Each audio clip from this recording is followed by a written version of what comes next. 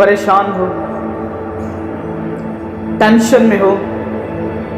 परेशानियों ने आकर घेर लिया है, टेंशनों ने आकर घेर लिया है, बीमार हो, तंदुरुस्ती नहीं मिल रही, जिंदगी में सुकून नहीं है, जिंदगी वीरान हो चुकी है, टेंशनों ने आकर घेर लिया है, गमों ने आकर घेर लिया है, रंजो अलम में मुब्तला हो,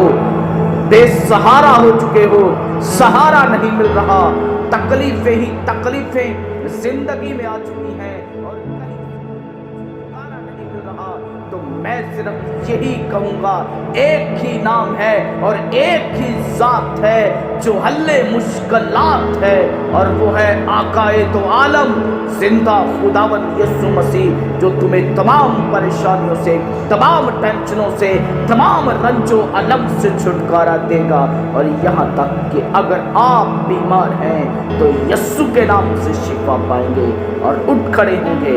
और यीशु नाम में पढ़ेंगे। और ये